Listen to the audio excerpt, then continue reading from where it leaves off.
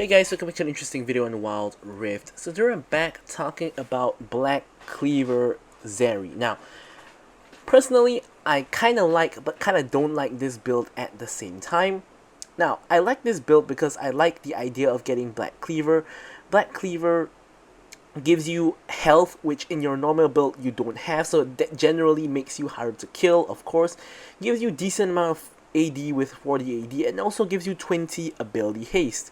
And that 20 ability haste, of course, is helpful to cast your like Q, W, etc. more in E more often.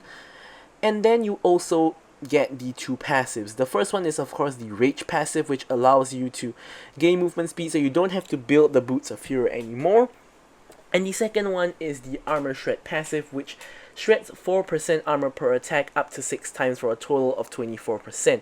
And on most champions this doesn't actually matter, but on Zeri you can actually proc this instantly with one auto attack, because one auto attack is 7 bullets, and that counts as 7 procs on Black Cleaver, so you instantly shred people's armor. So these are like kind of all the pros. The main con you have from this build is that you delay your crit. So going Black Cleaver first item, you then only start getting crit on your second item. So this delays your 3 item crit power spike of IE, Runans, and Bloodthirsters. So this is kind of the problem with that. And of course, this Black Cleaver does replace your armor penetration item, because generally I think armor penetration gives up to 30% armor penetration at max level. This one gives you up to 24, which procs instantly, so it's roughly about the same. This also allows you to get 100% crit on your last item. So obviously with the build, we've been discussing it for the past minute. Black Cleaver first item.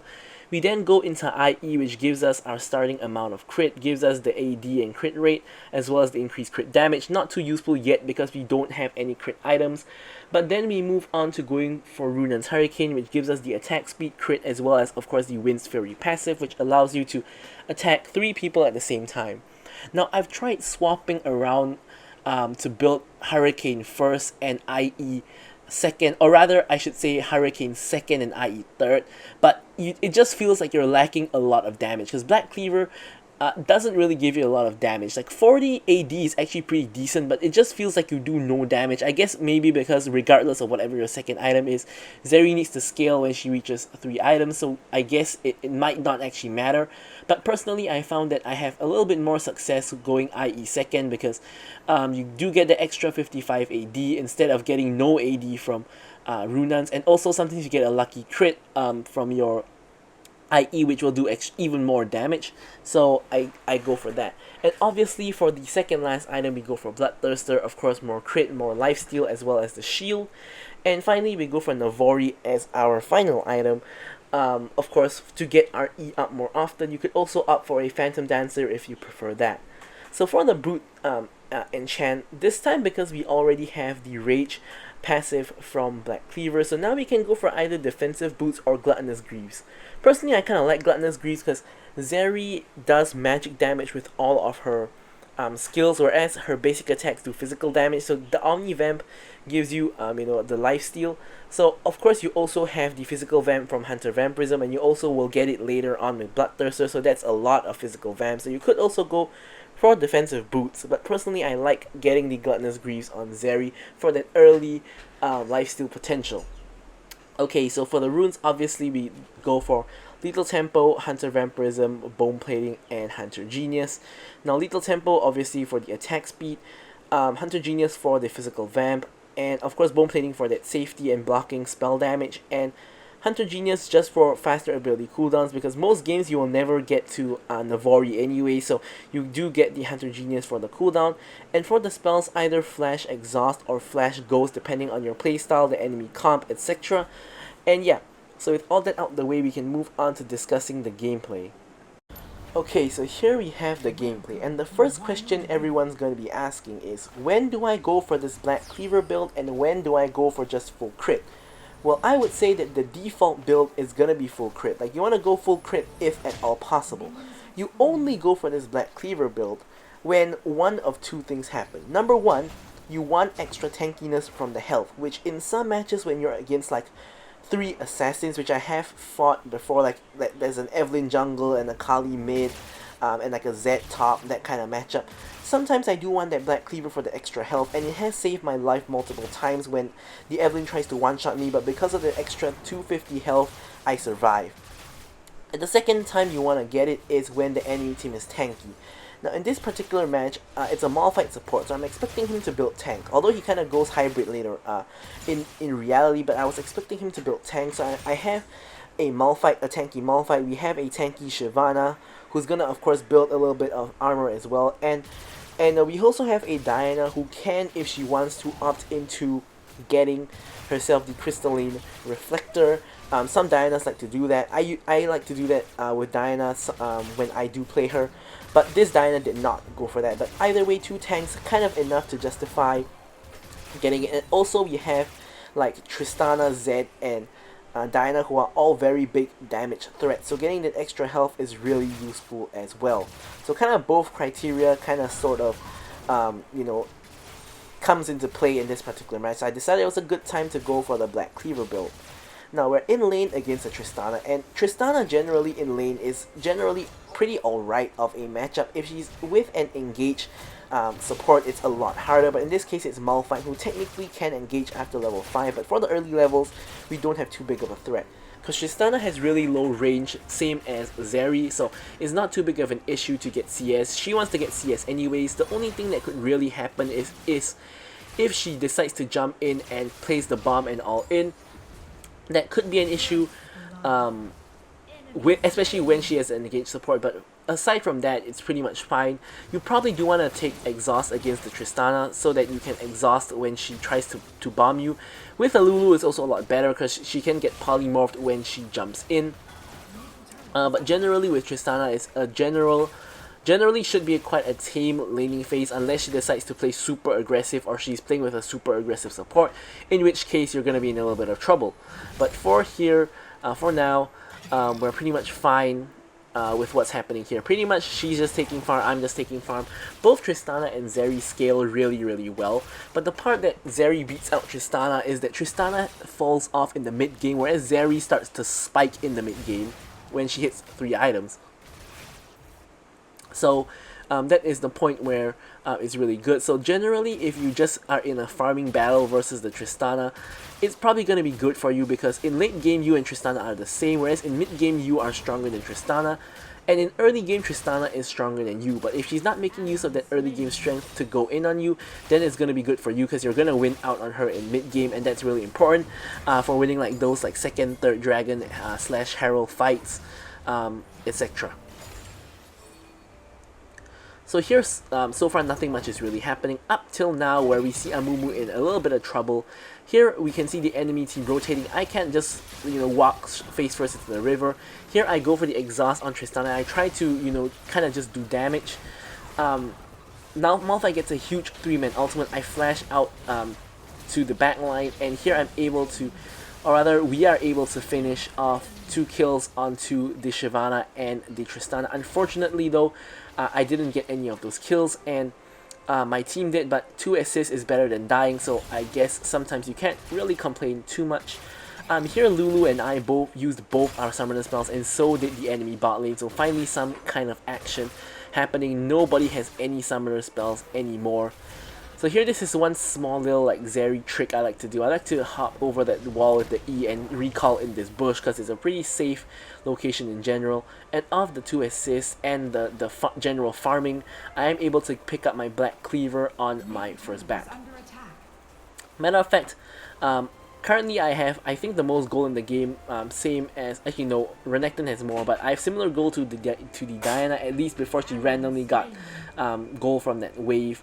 So we're doing pretty well. Generally, Zeri in the early game, all you're really trying to do is just farm and try not to die as much as possible. You're generally not going to get too many kills in the early game unless the enemy team like screws up a lot. But aside from that, generally you shouldn't be getting too many kills in the early game, assuming the enemy team doesn't, you know, do anything stupid.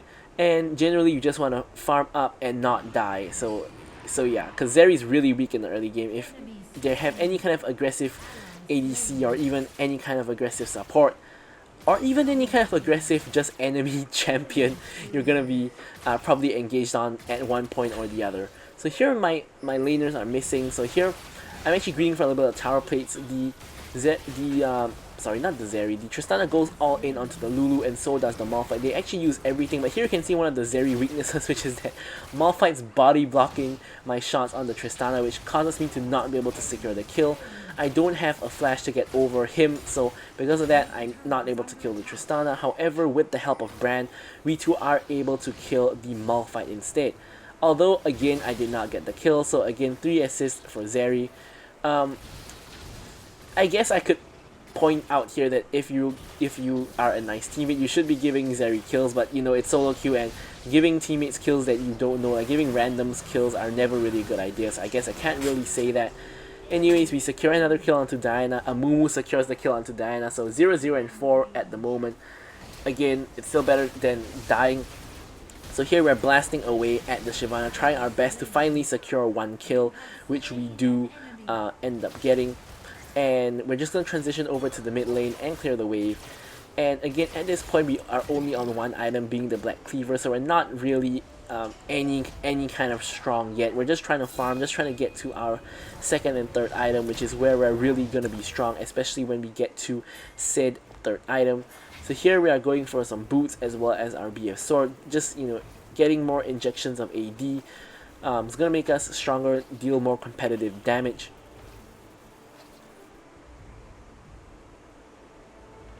Malphite goes for a very interesting build. He has like the Soul Stealer first item, which used to be a pretty okay item on Malphite, considering you can get your ult out more often, but now that they've reworked it, I don't think it's a good item for Malphite anymore, because Malphite's basic abilities don't really matter even if you're building AP. I guess they do matter if you're building AP, like if you Q someone that can do a chunk of damage, but I still wouldn't go for like Awakened Soul Stealer. I think there are way better items for Malphite to build, but in this case it's complete troll in my opinion, this build from the Malphite, because you have no reason to go for like the Soul Stealer. Like maybe last time, yes, but not anymore. Okay, so here again we're just back to farming. Like Zeri gameplay is pretty boring to watch unless like, you know, the enemy starts fighting you or like your team just ganks a lot, that kind of thing. But if not, you're just gonna be in lane and you're just gonna be farming. There really isn't too much to say here. Also on a side note, Zeri against like Malphite in lane is pretty solid of a matchup, because Malphite has his shield from his passive, and whenever you attack him you steal that shield, which is how I've been actually negating a lot of the poke that he's been dishing out with his Q, which is kind of really nice. Malphite of course is still in that bush. And here you can see basically me and Lulu are just trying to CS without getting poked by Malphite too much or getting all in by Tristana, which is pretty much what we've been doing this whole laning phase. We're just trying to pick up the CS, and in general we're picking up a majority of the CS. Here I let Lulu of course proc her support item and take the cannon. And yeah, again, really nothing much happening. Of course we have to be wary of Malphite in the bush. The reason why we keep worrying that bush is because we want to see if Malphite is in it, and if he's in it we can't just step up. If not, we can't get ulted by him, and then Tristana jumps in, puts the bomb, stacks it up, boom, and we're dead. So we're just being extremely cautious of the Malphite ultimate, and that's pretty much it. Main concern of the laning phase is Malphite's ultimate, because without Malphite's ultimate, Tristana by herself should never be able to kill us if we have the exhaust up.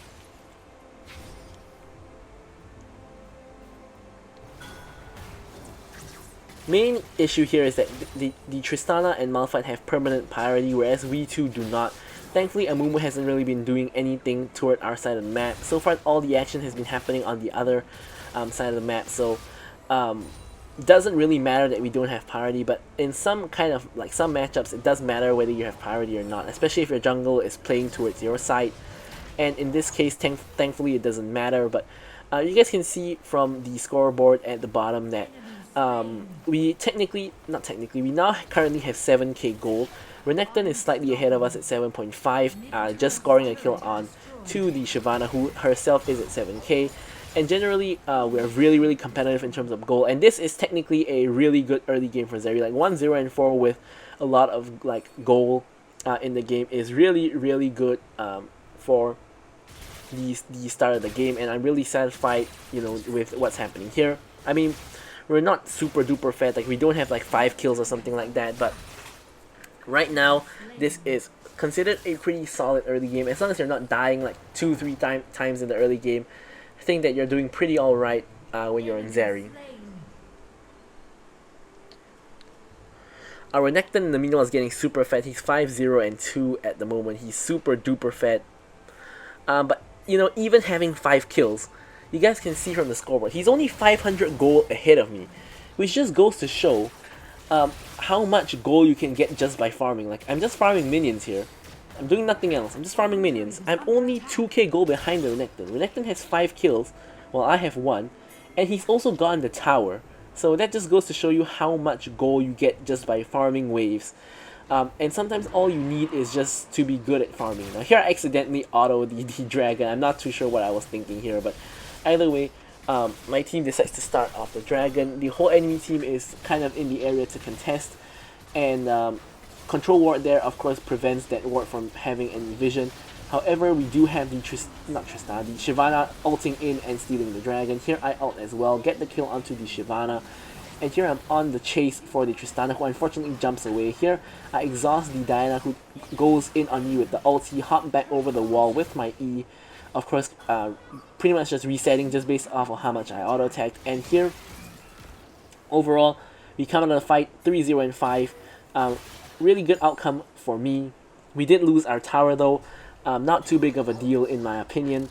We are at 9k gold, now with the most gold in the game. Of course picking up a couple of kills there and overtaking Renekton.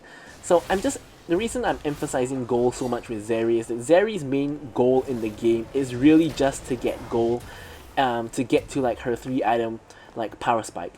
So in this game I decided to go for a stasis instead of going for a QSS, and the reason is that in this match there's really nothing you can kind of QSS in the match.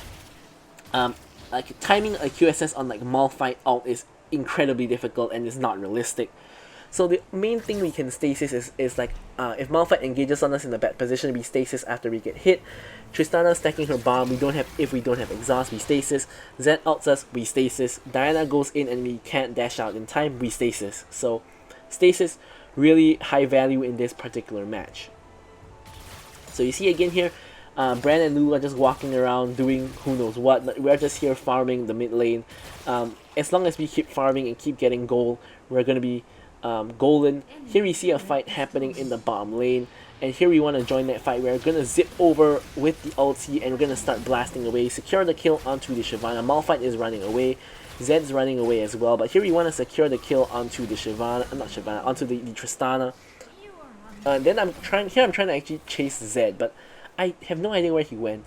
I'm checking everywhere. On hindsight, he probably is in this bush that I'm just walking by right here, but I didn't really spot him, at the time. I guess in hindsight that must have been the only bush that he could have been in, because I have no idea where else he could have been aside from there.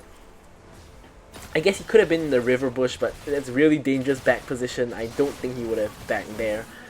Anyways, here we are actually trying to secure the mid tower, but Malphite and Zed is enough to push us away, especially because they both have ult. Actually, Malphite doesn't have ult, but it just came up right now.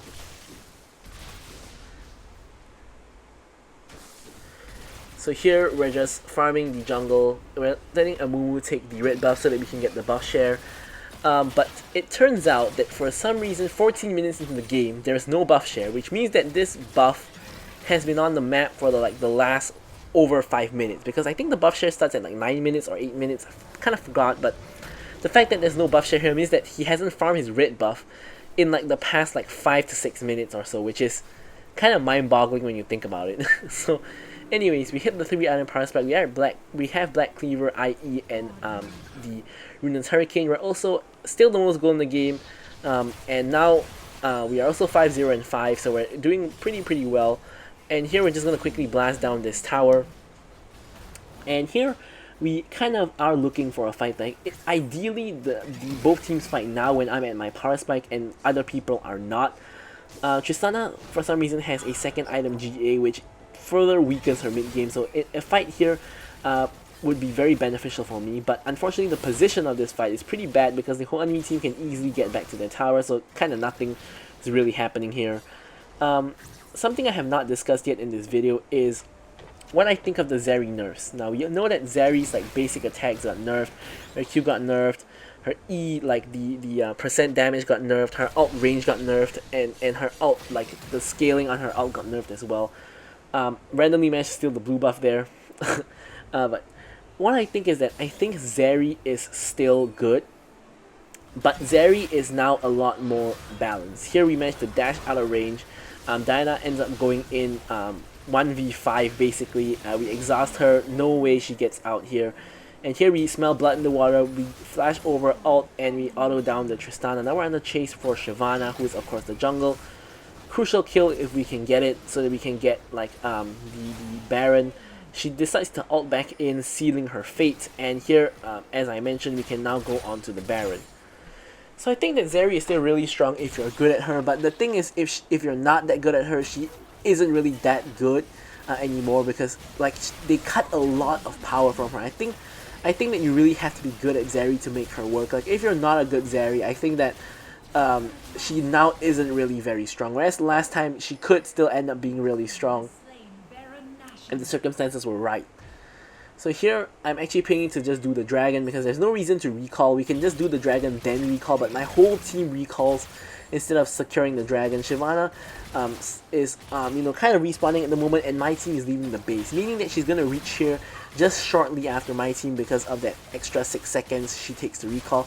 Thankfully though, I do have a lot of damage and I do DPS the dragon pretty fast, so we do secure it before Shyvana gets here. Either way, I'm gonna recall, get my components for my Bloodthirster, and we're gonna hit back out. Here I'm doing the red buff. If a Mumu comes over, I'm gonna let him smite it, but looks like he's more interested in the mid wave. So in the meantime, I'm just gonna get the red buff for myself, just gonna get the raptors, again, just keeping up the farm. Fight breaks out in top lane, so I wanna rotate over. Looks like the fight is still going on. Another thing I could do here is I could have actually pushed mid if I wanted to. Wouldn't have been too bad. But you know, I'm really strong now. I kind of want to fight. This would be pretty beneficial for me. I zip over the wall to get in range. Here, Amumu's ult plus my Q actually killed the Zed instantly, so I kind of wasted my ult there. But he was in the bush, so couldn't really see his health. I thought that I wouldn't have enough damage to kill him. Turns out that I do. Anyways, with the Baron, we can quickly push down onto their inhibitor. Now here, because we have Lulu and Amumu pushing top, I'm rotating mid so I can push mid as well. But a strange thing happens here where Lulu and Amumu both rotate mid when they should be getting the top inhibitor. Like, even if they can hit it, by Baron empowering the cannon minions, the minions can get the inhibitor for you. So they walk away, allowing the Malphite and the Tristana to clear some minions, but thankfully I come back up to finish off the tower before the minion wave is gone. And then now I'm going to rotate mid, or actually I don't have to rotate mid anymore because they did secure the mid tower. So here, the whole enemy team has respawned except Zed, who's like 3 seconds away from respawning. So my whole team is backing off from the base, playing it slow, playing it methodical. And now I'm just gonna back and get myself the Bloodthirster. So now I'm really strong, of course. Got the 3 crit item power spike combined with the Black Cleaver, 707 at the moment. So we're gonna be really strong for the next fight with another extra completed item. And we kind of just really want to look for a fight here, but this game is kind of a very boring game where like fights are not really happening. But honestly, I think this game is a really good game in the sense that my team is actually playing optimally. We're not taking any stupid fights. We're going for like the objectives, and like this is how it's meant to be played. It's just that in solo queue this never happens because everyone is just getting into a stupid fight for like no good reason, and like fights are happening all over the place. But you know, although the game is being played as it should, it just leads to a pretty boring match overall because like we're not really fighting at all. We're just kind of pushing, shoving the waves in on the enemy team and not really doing anything. Here Shyvana gets polymorph, gets stunned, gets ulted. She ults herself and I ult as well, and we kind of finish her off here. Here with my ult active, I'm kind of again trying to look for a fight. Again, nothing's really happening.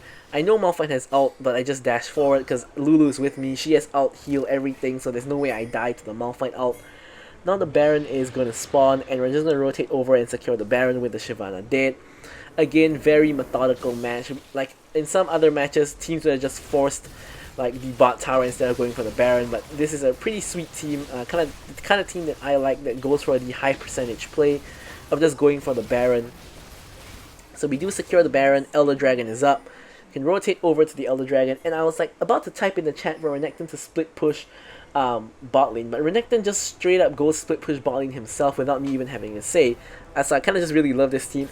Renekton's creating pressure by going for that bot lane, so they have to respond to him, if not they lose an inhibitor, possibly they even lose the base. Then this kind of distracts them from coming to Elder Dragon, although Shyvana obviously still is here. I'm not taking any chances, I'm hopping the wall to kill her. We do kill her before the dragon gets low enough into smite range.